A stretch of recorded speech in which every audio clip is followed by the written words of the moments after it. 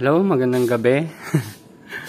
Actually, hindi na ako napag-video kanina. Pero ito, kung makita nyo, nagpagawa tayo ng double layer dito. So, hindi pa naman siya optimum. Pero, pwede na yan, susubukan na natin. So, gusto lang naman natin masubukan kung parehas yung magiging tubo dito, tsaka yun nandito sa baba. Kasi ito nasa baba, subok na natin. Pero since lalagyan natin ng ulit ng tanim sa taas, hindi ko sure kung magiging okay pa.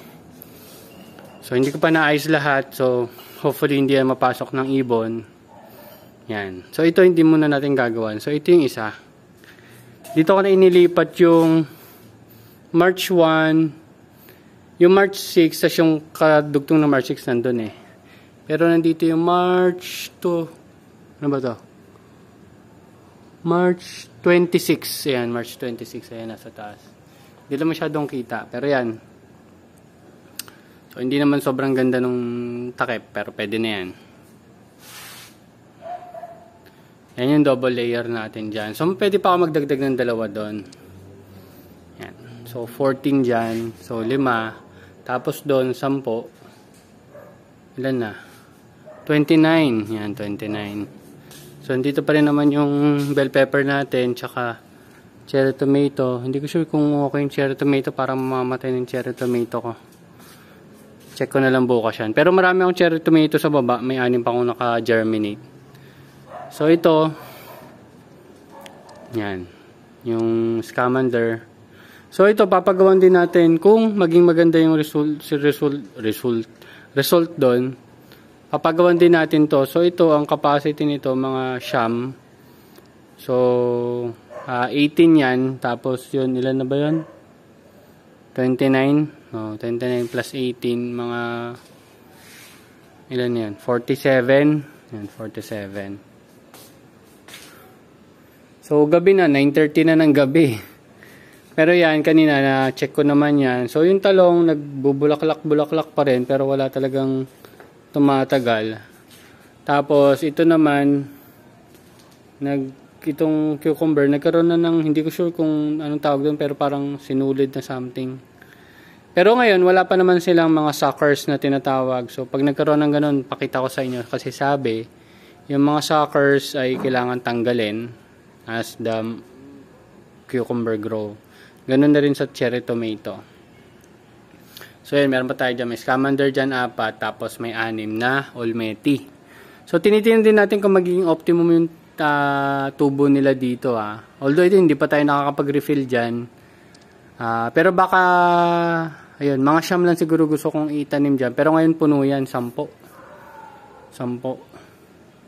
Kasi yung isang butas, yun yung gagawin ko para mag-refill. Tapos ito pala yung ibang, kasi double layer na eh. So, ayoko naman gumamit na ulit nung, hindi naman sa ayoko gumamit, yung kanina, yung mga container kanina. Ito, 4-inch na tubo to. So, katulad ng ginawa natin doon. Susukatin ko lang para magkasya sa setup natin dito. Yan, so mga ganyan. O kaya ganyan din. Basta isang hilera lang. Yun na yung gagawin natin. Diba? Yan, dito pwede yun eh. Lagay ko dito pwede. Yan, isang hilera lang. O, diba? Para isang refill lang din. Manghihiram na lang tayo ng pambutas, hole saw, drill, hole drill or kung ano man tawag doon. Para hindi ako masyado mahirapan. Ayun lang. Pero ito, good. Pwede na ito i-harvest siguro sa Sabado harvest ko na yun. Or Linggo, yan. Para mas lumaki ng kaunti. Yan. Pero naggalaw ko kasi, hindi ko sure kung nabago yung orientation. Hindi ko na naalala kung itsura niya nung tinanggal ko siya dyan. So, ang ginawa lang naman, ito, diba, buo na to nung dinala dito. So, nagbutas lang naman dyan. Ito, nagbutas pa siya ng extra, tapos i-winelding niya dyan para mas matibay. Ayan, hindi naman siya nagalaw eh. Oh, nagalaw konti.